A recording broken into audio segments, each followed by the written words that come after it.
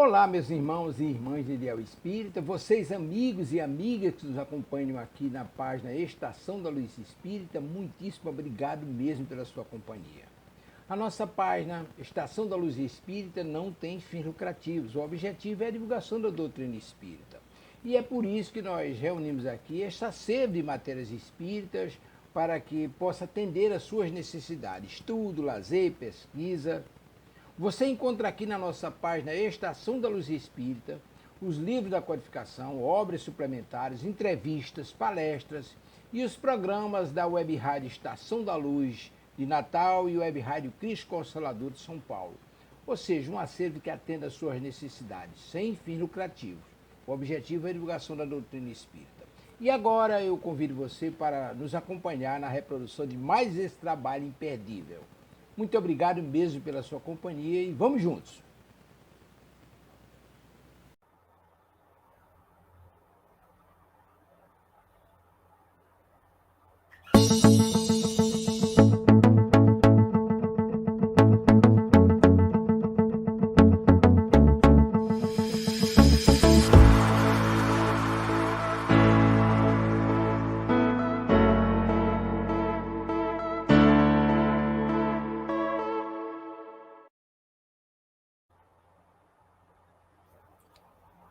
Olá, muito bom dia. Estamos iniciando aqui pela Web Rádio Cristo Consolador, também pela TV Abel, né? Pelo canal do YouTube, o programa Estudando a Codificação Espírita. Hoje nós voltamos o programa, né? Normalmente com o Evangelho segundo o Espiritismo. Eu, Marília, Kátia, por aqui já agradecendo a Deus, a Jesus, por essa oportunidade. E é você por estar sempre nos acompanhando aí, seja ao vivo, seja no gravado, né? Então, para você que chega no gravado também, um bom dia, uma boa tarde, uma boa noite, não importa a hora. Tem sempre lá a playlist, né? Todos os programas aqui da Web Rádio, para que você possa refletir conosco. Então, já vou aqui iniciando, dando bom dia para as companheiras aqui do meu lado. Bom dia, Marília. Bom dia, Kátia. Bom dia, Delcio. Bom dia, querida Kátia. Bom dia a você que está do outro lado, que está nos vendo, nos ouvindo, que nos ouvirá posteriormente. A todos que estão iniciando mais essa semana, onde quer que esteja, que as nossas emissões de vibrações positivas possam chegar até vocês. Independente de estar nos acompanhando ou não, que Jesus esteja conosco, nos amparando e nos fortalecendo. E mais essa semana que se inicia, paz e luz a todos, sempre. Bom dia, galerinha do bem, bom dia, Delcio e Marília, todos aqueles que estão se esforçando na caminhada evolutiva, todos aqueles que tenham esse compromisso, né, e que possam, né, estar conosco aqui nesse aprendizado mútuo, que é uma troca que a gente vive, né, muito bacana, muito, assim, proveitosa para todos nós. Que todos tenhamos um bom dia, uma boa semana e um bom programa. É isso aí. Então, já vamos iniciar, como diz o doutor Bezerra de Menezes, né, com a nossa prece e, antes, a mensagem aqui do livro, né, a Marília vai fazer a leitura para a gente. E nós estamos aqui na sequência do livro Pão Nosso, através das mãos de Francisco Cândido Xavier, pelo Espírito Emmanuel. O espinho. E para que não me exaltasse pelas excelências das revelações, foi-me dado um espinho na carne, mensageiro de Satanás. Está em Paulo, segunda carta aos Coríntios, 12, 7. Atitude sumamente perigosa, louvar o homem a si mesmo, presumindo desconhecer que se encontra em plano de serviço árduo, dentro do qual lhe compete emitir diariamente testemunhos difíceis. É posição mental não somente ameaçadora, quanto falsa, porque lá vem um momento inesperado em que o espinho do coração aparece.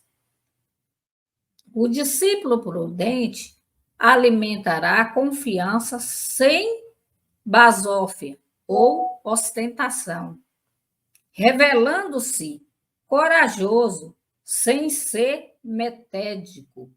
Reconhece a extensão de suas dívidas para com o mestre e não encontra glória em si mesmo, por verificar que toda a glória pertence a ele mesmo, o Senhor.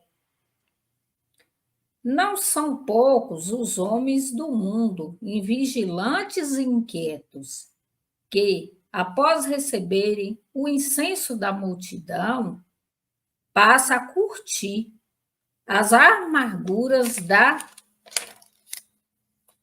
soledade. Muitos deles se comprazem nos galarins da fama, qual se estivessem convertidos em ídolos eternos, para chorarem mais tarde, a sós com o seu espinho ignorado nos recessos do ser.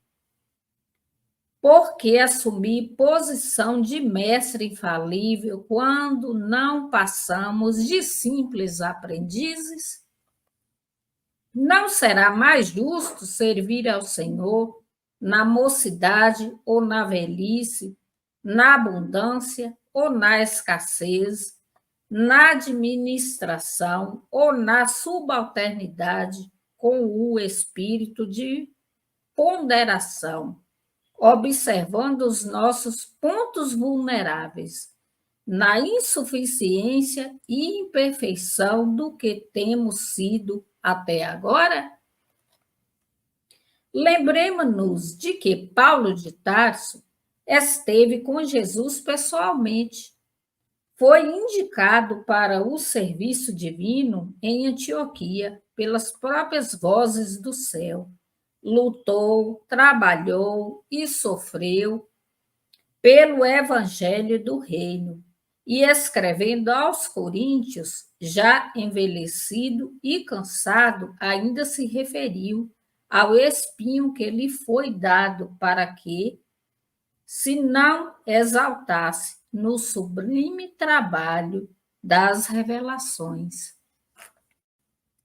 E é tão interessante como esse tema aqui, essa abordagem aqui que foi explanada por Emmanuel, ela vem nos advertir que todos nós temos os nossos pontos vulneráveis.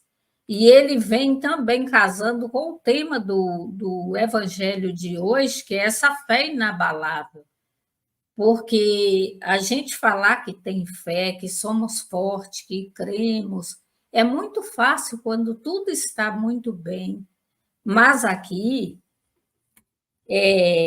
Emmanuel nos fala, né, desses dias também difíceis, e que esse nosso testemunho ele deve ser dado continuamente, todos os dias da nossa vida, porque se a gente for avaliar, não tem esse irmão na face da terra que não tem seus desafios, seja de ordem material, espiritual, moral, todos nós temos desafios, mas essa fé inabalável é essa realmente, não que transporta as montanhas físicas, como nós abordaremos daqui a pouco, mas essa que consegue transpor as montanhas das nossas imperfeições, essas que estão realmente incrustadas em nós mesmos há milênios, e que nós vamos nos fortalecendo cada vez mais através dos ensinamentos de Jesus,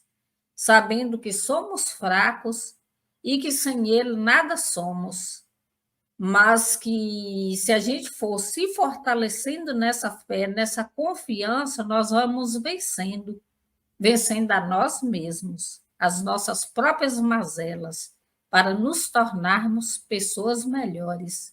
E, consequentemente, as próximas encarnações, com certeza, já teremos encarnações bem mais, eu não diria fáceis, mas resignadas, sabendo que sem o Pai e sem o Cristo nada somos.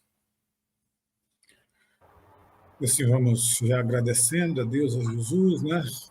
Confortavelmente nos nossos assentos. Aqueles que desejam podem fechar os nossos olhos, elevando os nossos pensamentos a Deus, na gratidão do dia, da vida, da família, do lar. E assim, nós vamos pedindo a Jesus que nos traz essa resignação, esse entendimento, como nos diz Paulo, para compreender ainda a nossa pequenez diante dos desafios. Que possamos perseverar mesmo com esses espinhos na carne. Fazem parte da nossa evolução. É o processo pelo qual nós freamos os impulsos que nos destroem. Assim como Paulo adverte os irmãos do caminho, com essa linda mensagem, ela está tão viva e ativa na nossa vivência, no nosso dia a dia. Que sejamos firmes, fortes, perseverantes no nosso ideal. Assim, Jesus, nós te agradecemos pelo que nos ensina todos os dias, com oração, proferida no Monte das Oliveiras, quando o grande rebanho ali estava. Para conforto de vós, de todos vós dissestes: Pai nosso que estais nos céus, santificado seja o vosso nome, venha a nós o vosso reino, seja feita a vossa vontade, assim como é feita nos céus. O pão nosso de cada dia nos dai hoje, Senhor. Perdoa as nossas ofensas e nos ensinam a perdoar os nossos ofensores. Não nos deixeis cair em tentações, mas livrai-nos de todos os males, porque é teu o poder, o reino e a glória hoje para toda a eternidade. Que assim seja. Graças a Deus. Graças a Deus. Então, Kátia, vou pedir para que você possa tirar o ponto do Evangelho. Tá legal.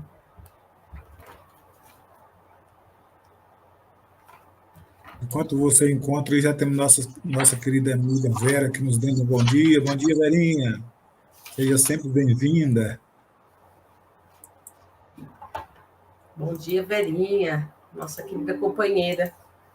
Bom, saiu aqui para nós o tema anterior, né? Capítulo 7 do Evangelho segundo o Espiritismo. Bem-aventurados os pobres de espírito. Item 11. O orgulho e a humildade. Instruções dos Espíritos. Que a paz do Senhor seja convosco, meus caros amigos. Venho até vós para vos encorajar a seguir o bom caminho. Aos pobres espíritos que antigamente habitavam a terra, Deus dá a missão de vir vos esclarecer. Bendito seja pela graça que nos concede em poder ajudar o vosso adiantamento. Que o Espírito Santo me ilumine e me ajude a tornar minha palavra compreensível e que me conceda pô-la ao alcance de todos. Todos vós encarnados que estáis na dificuldade e procurais a luz, que a vontade de Deus me ajude para fazê-la brilhar aos vossos olhos. A humildade é uma virtude bem esquecida entre vós. Os grandes exemplos que vos foram dados são bem poucos seguidos e, todavia, sem a humildade, podeis ser caridosos para com o vosso próximo? Oh, não, porque esse sentimento nivela os homens. Diz-lhes que são irmãos, que devem diz-lhe que são irmãos que devem se ajudarem e os conduz ao bem. Sem a humildade, vos adornais de virtudes que não tendes, como se trouxesseis um vestuário para esconder as deformidades de vosso corpo. Recordai aquele que vos salva. Recordai sua humildade que o fez tão grande e colocou acima de todos os profetas. O orgulho é o terrível adversário da humildade. Se o Cristo prometia o reino dos céus aos mais pobres, foi porque os grandes da terra imaginam que os títulos e as riquezas são recompensas dadas ao seu mérito, e que sua essência é mais pura que a do pobre. Eles creem que eles são devidos e, por isso, quando Deus lhes retira, acusam-no de injustiça. Ó irrisão e cegueira! Deus vos distingue pelos corpos? O envoltório do pobre é o mesmo que o do rico? Não é o mesmo que o do rico? O Criador fez duas espécies de homens? Tudo o que Deus fez é grande e sábio. Não lhe atribuais nunca as ideias que nascem nos vossos cérebros orgulhosos. Esse tema é comprido, eu vou deixar por aqui, porque aqui já faz a distinção, né, de humildade, de orgulho, e nós estamos aqui vendo o quanto é importante o nosso aprendizado. Já desde o início do programa, já está sendo tocado nesse ponto, né, sobre a questão de orgulho, de humildade, da gente se reconhecer uma pessoa portadora de defeitos, não querendo se submeter a nada que vai nos fazer nos tornar pessoas que não estamos com compromisso com o bem, se submeter às questões do mundo, que fazem a exacerbar o orgulho, a vaidade, né, essas questões assim que incitam a nossa arrogância, são situações muito prejudiciais que a gente precisa de prestar bastante atenção nessas questões, porque para a gente exacerbar a questão do orgulho, da vaidade, é muito mais fácil. Agora, para a gente se tornar uma pessoa melhor, sendo humilde, caridoso, ver o outro irmão como alguém igual a nós, é muito mais difícil, porque a gente sempre, né, no fundo, a gente se acha uma pessoa melhor do que as outras, a gente se acha uma pessoa mais inteligente, mais bondosa, mais caridosa, e passa a julgar o nosso próximo. Olha, fulano faz aquilo, eu não faço mais isso, eu não sou mais assim. Isso já é um motivo para a gente se perceber o quanto nós estamos ainda arrogantes com relação ao nosso próximo, se achando melhor, achando que a gente não pratica mais aquele erro. Nós podemos não praticar aquele erro, mas praticamos ainda outro, que ainda nós não estamos de posse ainda vamos dizer assim, não estamos ainda enxergando, né, o que nós estamos fazendo de errado. A gente só aponta o erro para o nosso próximo, achando que a humanidade é coisa assim, que ainda está longe do bem, mas a gente não esquece que nós somos parte dessa humanidade e que todos ainda estamos meio que nivelados. Se o mundo não está melhor, é porque nós estamos inserido nele, e não estamos fazendo todo o bem que nós poderíamos fazer. Então, são duas questões que a gente precisa de combater, né? É o orgulho e a vaidade dentro do nosso espírito, da nossa mente, do nosso coração. São questões bem difíceis, logicamente, né? Não é fácil, porque por conta do orgulho, da vaidade que a gente tem dentro de nós, faz nascer todos os outros problemas que a gente enfrenta conosco mesmo. A gente está numa tábua, vamos dizer, numa balança, que nós estamos ali sempre tentando fazer esse equilíbrio. Como eu estou hoje? Eu estou equilibrando minhas boas e minhas más ações? Será que meu orgulho, minha arrogância está deixando que a minha balança fique equilibrada? A gente precisa, né, de botar os pés firmes da nossa reforma íntima, porque senão a gente segue adiante sem prestar atenção naquilo que a gente precisa se melhorar.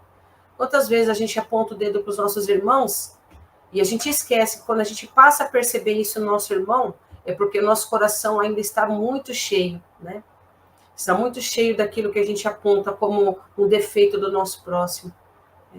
E o orgulho e a arrogância são duas chagas ainda da humanidade, questões que a gente precisa de melhorar muito. E a gente vê que em muitos são defeitos que estão piores do que em outras pessoas. Alguns a gente vê que já estão num caminho da humildade, que pode ter defeitos, sim, mas que estão já enxergando sua posição na humanidade, seu local no mundo, estão tentando se melhorar, enquanto outros ainda estão longe do caminho ainda de melhoria, estão ainda, nem conseguem enxergar ainda, vislumbrar o que precisa de fazer em favor de si mesmo para ser uma pessoa melhor. Esses dias mesmo eu estava pensando sobre isso, né? Como que nós ainda estamos numa cegueira ainda tão grande que a gente só vê os defeitos dos outros, a gente precisa de melhorar o outro, que o outro é assim, que o outro é assado, porque fez isso, aquilo contra mim, que está me deixando agastado, triste, porque fez isso ou aquilo contra mim. mas a gente fica incomodado por quê? Porque a gente ainda não tem humildade também, não enxerga o outro como uma pessoa portadora de defeitos, assim como nós, e nos falta a compreensão com o nosso próximo. Ou seja, a gente precisa ainda de se melhorar muito para que a gente se torne uma pessoa mais humilde, compreendendo os nossos irmãos de caminhada, tentando trazer eles para nós, perto de nós, tentar, assim, dialogar, tentar mostrar exemplos, né? Tentar mostrar um caminho melhor, tentar mostrar que há uma situação melhor, mas não, a gente acaba apontando o dedo para os nossos irmãos, afastando determinadas pessoas do nosso convívio, porque a gente julga que não estão no nosso, né, nosso nível, vamos dizer assim, tentando afastar essas pessoas, a gente se julga melhor do que elas, sendo que nós estamos no mesmo patamar ainda. Então, precisamos, né, de muita coragem, né, nesse desafio de se melhorar como pessoa, enxergar os nossos próprios defeitos, né, tirar o véu do orgulho da nossa frente, porque a gente vive numa cegueira constante, e buscar o aprendizado de uma vez por todas. Fazer a nossa parte, né, buscar no nosso dia a dia essa reforma que a gente tanto precisa. Quando a gente conseguir alcançar um patamar um pouco melhor, a gente vai conseguir enxergar o lado bom também da humanidade e tentar auxiliar aqueles que estão no nosso entorno, dando exemplos, mostrando através dos exemplos a nossa própria atitude melhor, né? Porque de nada adianta muitas vezes a gente falar, sendo que a nossa atitude não está em consonância com aquilo que a gente fala, né? Que a gente prega. A gente precisa de ter uma atitude em consonância com a nossa oratória, para que a gente veja uma situação melhor. Então, vamos trabalhar em prol do nosso próprio crescimento, da nossa própria melhoria, tirando os nossos defeitos, principalmente como a inveja, o orgulho, a vaidade, o egoísmo, tentando amar, né, sermos pessoas mais humildes, para que a gente possa transformar um pouco o nosso próprio núcleo, né, aqueles que estão conosco e nós mesmos. Precisamos de observar isso, irmãos. Muito bem, Kátia. Muito bem explicado, né? A gente está nessa busca incessante, né, de aprender. Mas quanto é difícil ter hora que para a gente parar, para a gente refletir, né? Precisamos meditar bastante nos acontecimentos do dia a dia. Né? E eu acho que buscar essa humildade, né? Elaborar sempre esse trabalho de virtude, porque a humildade é uma virtude que nós temos que ir conquistando, né? Porque todos nós, como você bem disse, vínhamos na mesma condição.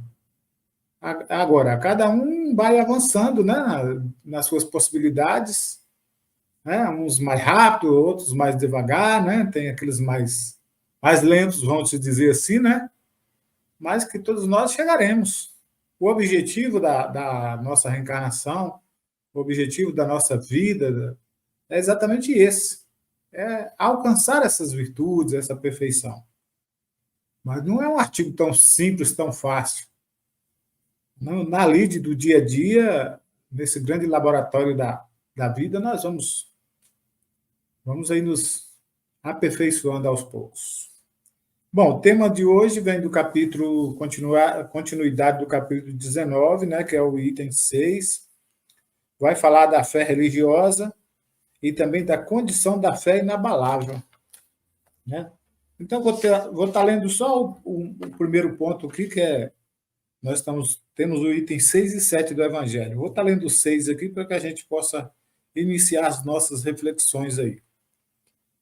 E diz assim: do ponto de vista religioso, a fé é a crença em dogmas particulares que constituem as diferentes religiões. Todas as religiões têm seus artigos de fé. Sob esse aspecto, a fé pode ser ou raciocinada ou cega. A fé cega, não examinando nada, aceita descontroladamente o falso como verdadeiro e se choca a cada passo contra a evidência e a razão. Levada ao extremo, produz o fanatismo. Quando a fé está assentada sobre o erro, cedo ou tarde, ela se destrói. A fé que tem por base a verdade é a única que tem garantia de futuro, porque nada tem a temer com o progresso das luzes. Segura de que o que é, virando a página aqui, o que é verdadeiro na sombra, igualmente o é a luz do dia. Toda religião pretende ter a posse exclusiva da verdade. Preconizar a fé cega em relação a uma questão de crença é confessar sua impotência em demonstrar que se tem razão. Bom, é muito interessante a gente já começar refletindo sobre esses pontos aqui da fé, né?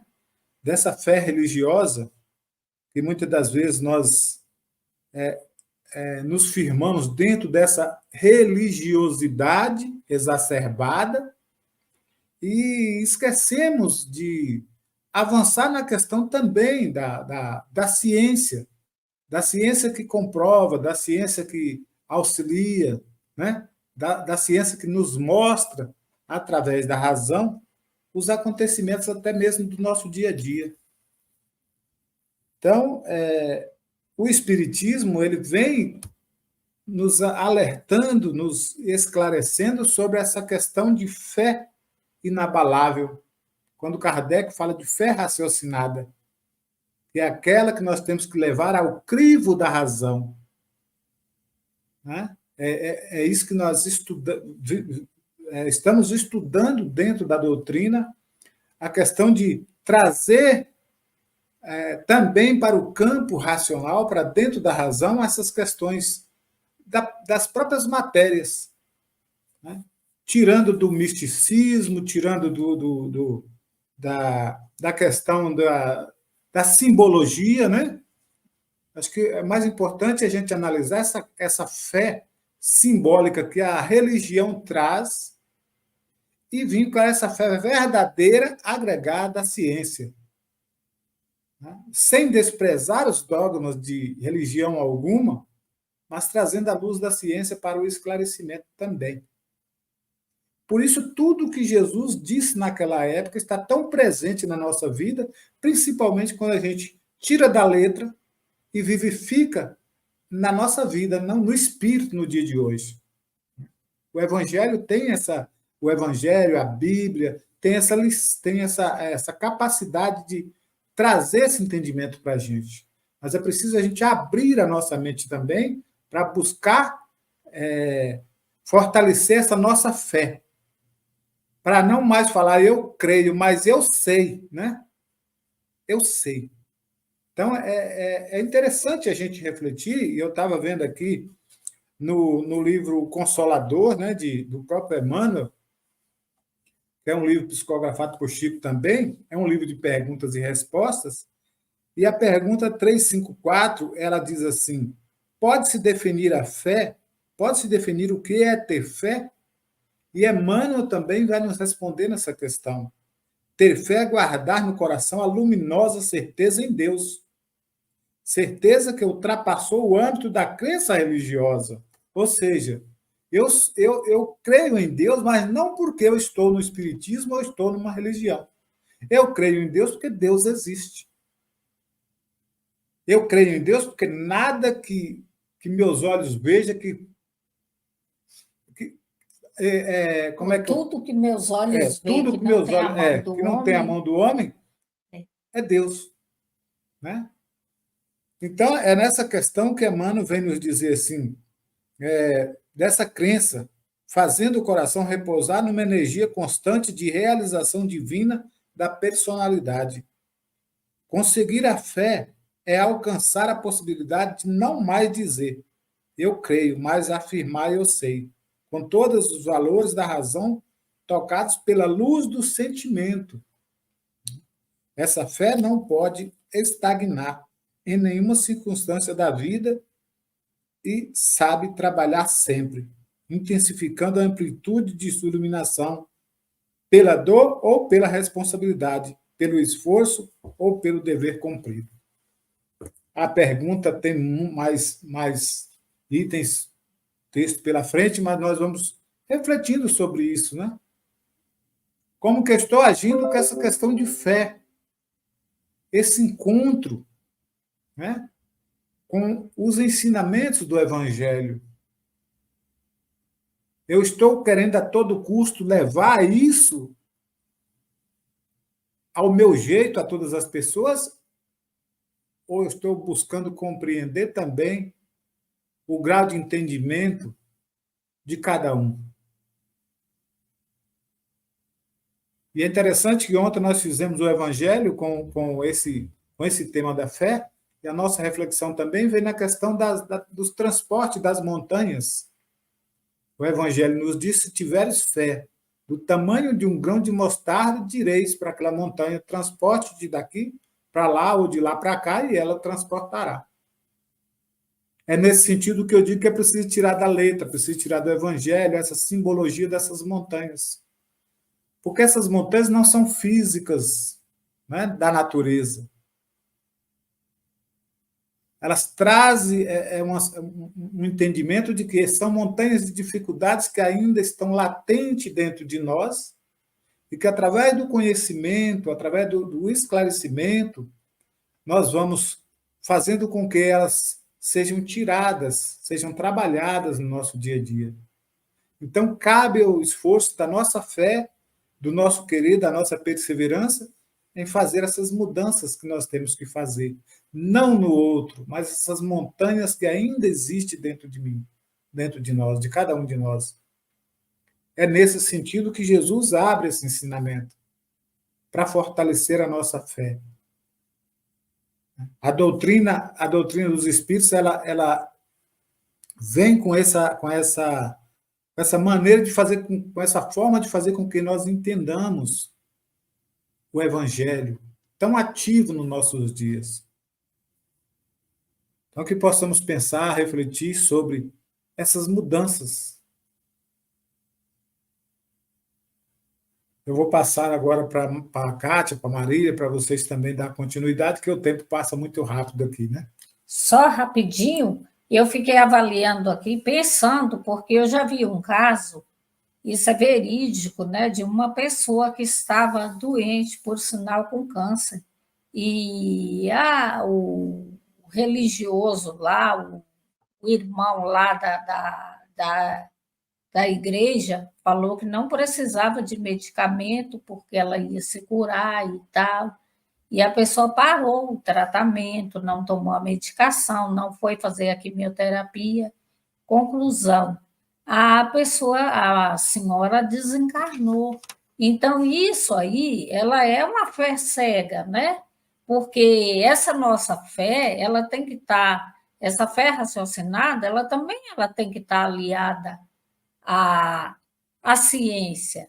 Então, se a pessoa está com a doença, nós estamos com problema físico e a ciência já tem a cura, ou pelo menos a medicação que amenize esse problema, nós não podemos confiar cegamente que Deus vai nos curar sem procurarmos os recursos que Ele nos deixou, através da medicina, através da medicação, para nos auxiliar, de repente, até a uma cura. Então, essa é a fé cega, aquela que não raciocina, que não alia, né? Porque Deus nos auxilia através do próprio homem. Então, se alguém diz, não importa a religião, o pastor, o diretor lá do centro espírita, o padre, quem quer que seja, que eu vou ficar curada de determinada enfermidade, mas eu não procurar os recursos existentes, não tem como. Eu sequer, pode ser que eu não tenha o merecimento de me curar, mas pelo menos prolongar um pouco mais a minha estadia aqui no corpo, encarnada, e também amenizar esse sofrimento que a doença em si traz para o corpo físico. E, automaticamente, para toda a família que nos vê sofrer. Então, essa é a fé cega. E a fé raciocinada é aquela que busca, né, todos os recursos possíveis, disponíveis, através não só dos medicamentos, mas da oração, do chazinho caseiro lá da vovó. E aqui no item 7 até fala, né, que a fé não se receita. A fé não se receita. Ontem eu estava pensando sobre isso. A fé ela não se receita. A fé não tem como a gente, né? Mas a fé ela é irmã da esperança. Para nós que somos mães, né, Kátia? Então eu fiquei pensando, quando a gente vê o filho nosso doente, e olha que eu já passei, sofri muito com isso, com a minha filha com leucemia. Então, o que é que nos faz ter essa fé? É a esperança. Aquela esperança de que vai ficar curada. Às vezes nós nem sequer sabemos, a gente no desespero, a gente não para raciocinar que isso também é um tipo de fé. Mas a esperança, quando a gente ministra aquele medicamento, isso é fé, porque a gente acredita que aquele remédio ali é capaz de curar. E aí é uma associação de várias coisas. É da oração, é do carinho, do amor, é da esperança, é do tratamento. Então, é um conjunto de coisas aliado que vai trazer a cura. E, é claro, o merecimento também, né? Mas eu passo a palavra para você, que eu tenho certeza que você tem muito a nos brindar aí com o seu conhecimento. Nossa, Marília, isso é muito interessante. Você e o Deus estão falando. A gente observa, né, nessa sua fala que realmente a gente precisa de utilizar a fé, né, para o nosso bem. Mas a gente precisa saber realmente por que tem a fé, né? É um motivo muito importante. Por que você tem fé em algo? O que você viu naquela doutrina? O que você viu naquela filosofia que te chamou a atenção para que você realmente seguisse, né? E no caso, você está dizendo, né? Onde a gente não consegue atuar, que a gente depende de algo superior, aí entra a nossa fé, né, na divindade, nessa energia, no que for, né, no que as pessoas pensam sobre Deus, né? Nós falamos sobre Deus, né? Nós temos fé em Deus. Alguns falam energia cósmica, poder superior do universo, enfim. A gente usa essas expressões, mas o fato que é importante mesmo, né? Diante de tudo que você já vem falando, vocês estão falando sobre a questão da fé, é que nós vamos utilizando tanto o poder da fé a nosso favor, como os inventos da humanidade também a favor do homem, do seu crescimento, do progresso.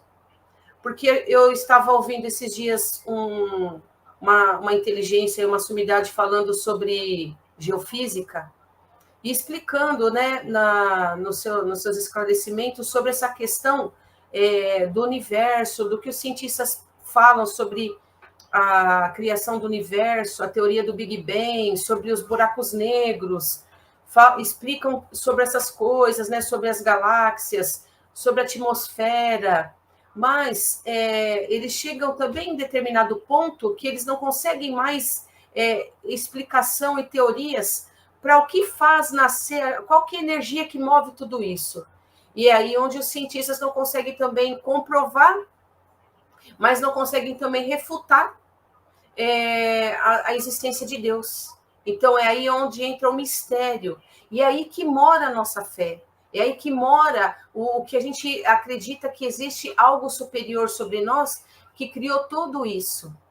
Mas a gente precisa de entender também um pouco, né, sobre essa questão, e as religiões trazem, né, cada uma traz sua explicação, sua teoria sobre Deus. O Espiritismo nos faz refletir e pensar o porquê que nós acreditamos que existe uma energia superior sobre nós, o que essa energia faz na nossa vida, qual que é a transformação que traz para nós. Mas sempre como algo que deve ser raciocinado, algo que deve ser pensado, e não a gente passar adiante como teorias malucas, você tem que acreditar porque tem que acreditar, não. Nós vamos vendo que o Espiritismo é uma transformação e uma crença e uma fé e algo muito pessoal, porque cada um de nós que vamos estudando e vamos observando, vamos tendo as nossas próprias experiências. Eu tenho X experiências, a Marília tem experiências da vida dela, por exemplo, agora o exemplo da família dela com a filha dela. O Delso tem as experiências dele com a família dele, com as questões pessoais, que envolve todas as áreas da vida. Então, cada um tem a sua experiência que faz a gente crer naquilo que nós estamos crendo naquele momento, na filosofia que nós acreditamos, na religião que nós abraçamos, né? Como o espiritismo, que a gente vê que são baseados sobre 3 pilares, né, muito importantes, que é a ciência, a filosofia e a religião. Porque o espiritismo, ele também anda lado a lado com a ciência e com o seu progresso. Kardec mesmo já dizia, quando a ciência chegar em algum ponto que vai comprovar algo que refuta todo o espiritismo, siga essa nova teoria.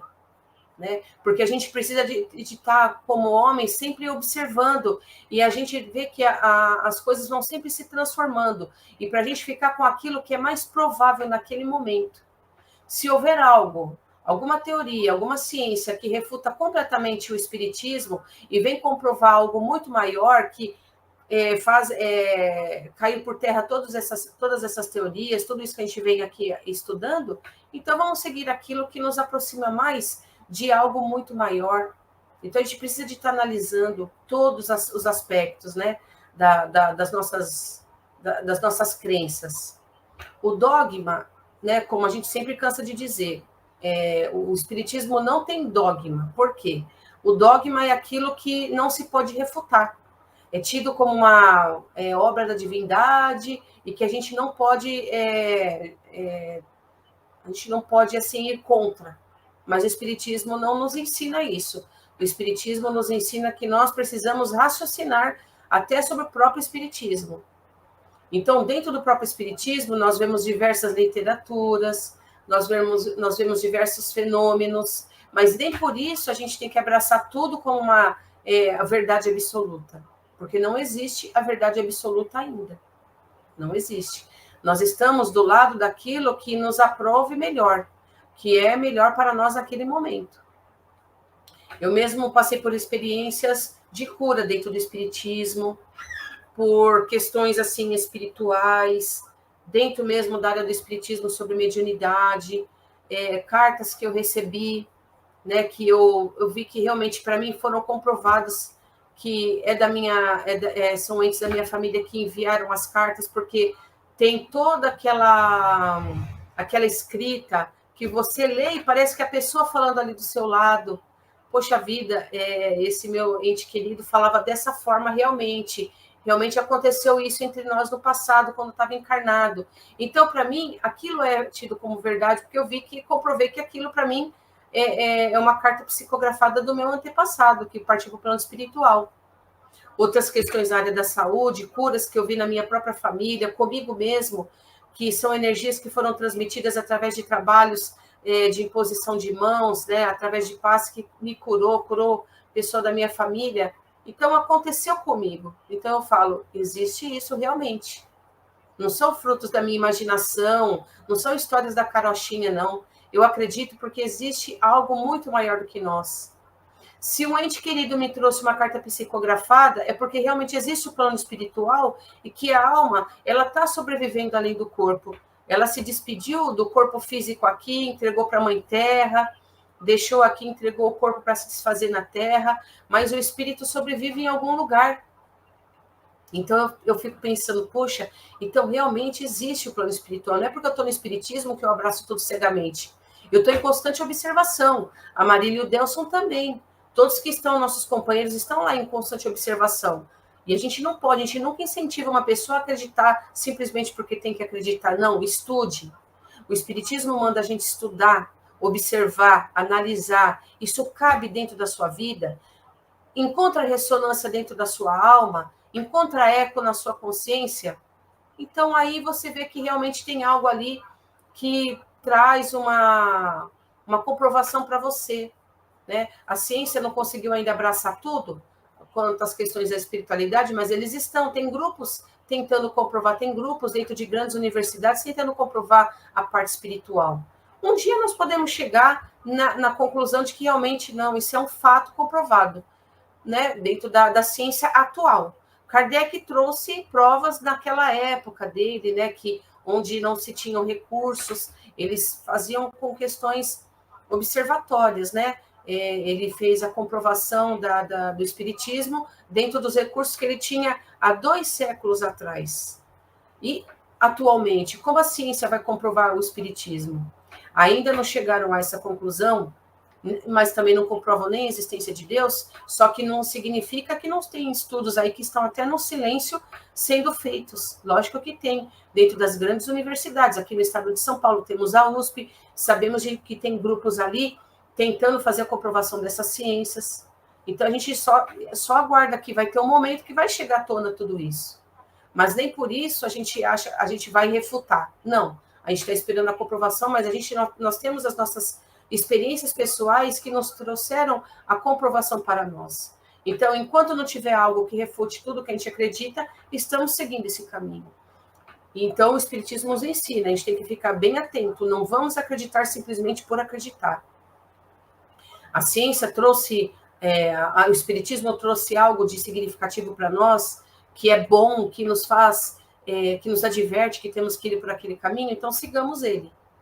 Sigamos, porque para nós está fazendo totalmente o sentido da vida, né?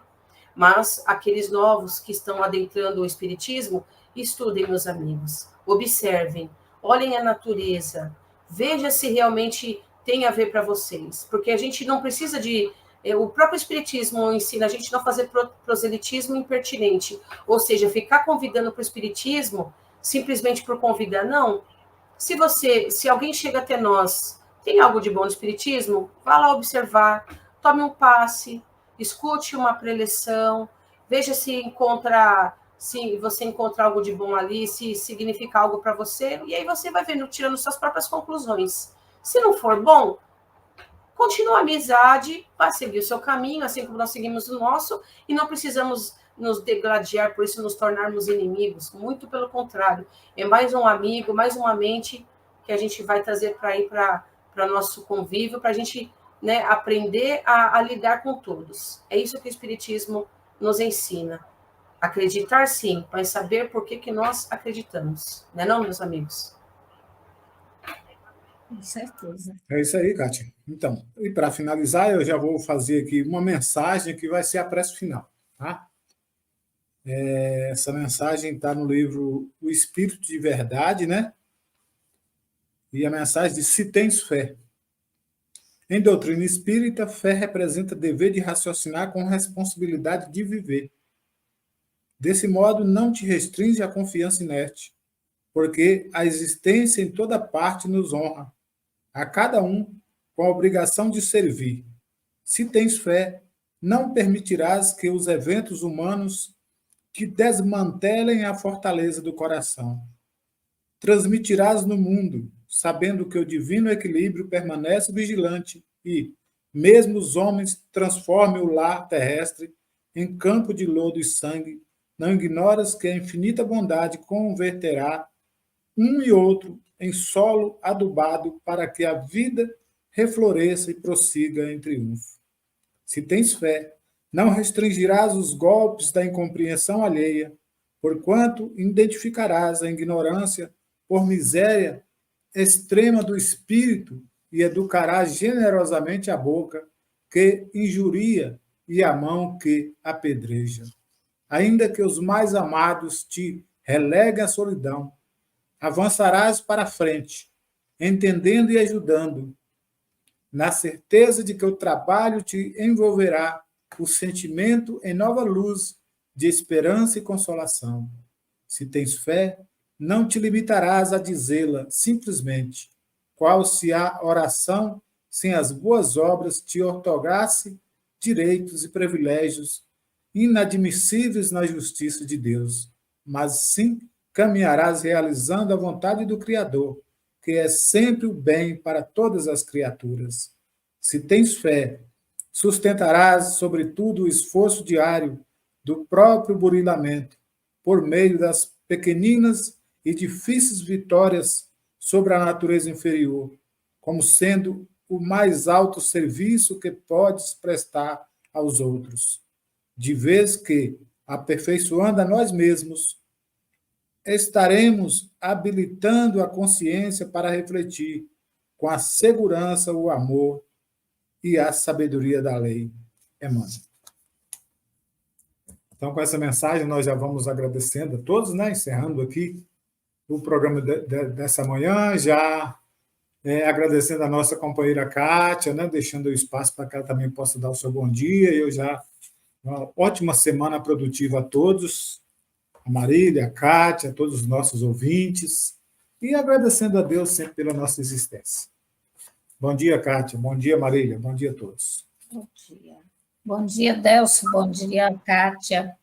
Que Jesus abençoe a cada um de nós, que possamos ter uma semana de muita paz, de muitas reflexões, cheia de fé, né? E aumentando cada vez mais a nossa fé, a nossa observação em nós mesmos e em tudo que nos cerca. Paz e luz a todos. Eu desejo um bom dia a todos, Delcio e Marília, meus grandes amigos, que a gente está já há algum tempo, né, todas as manhãs aqui nos encontrando, da segunda-feira para iniciar a semana.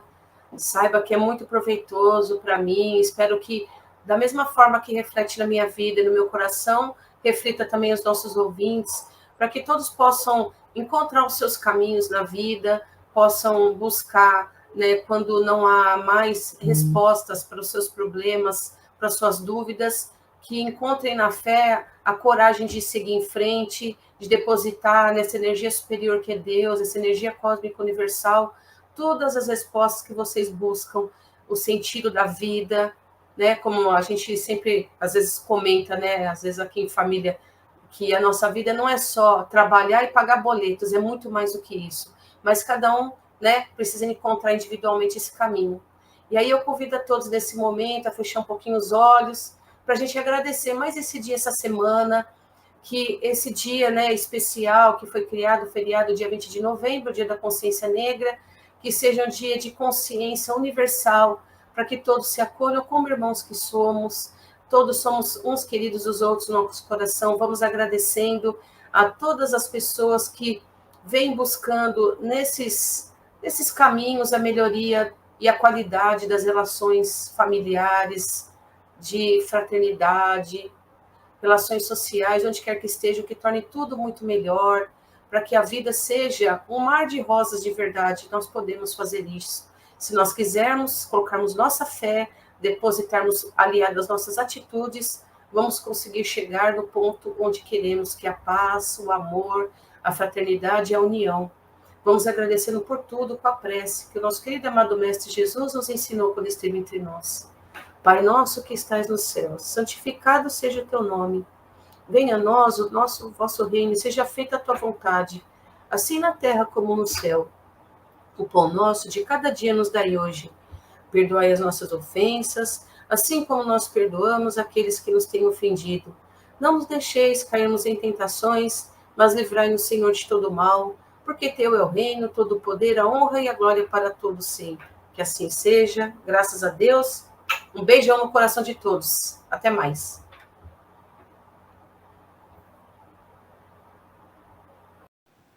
Chegamos ao final da nossa atividade. Muitíssimo obrigado mesmo pela sua companhia e espero você no próximo evento.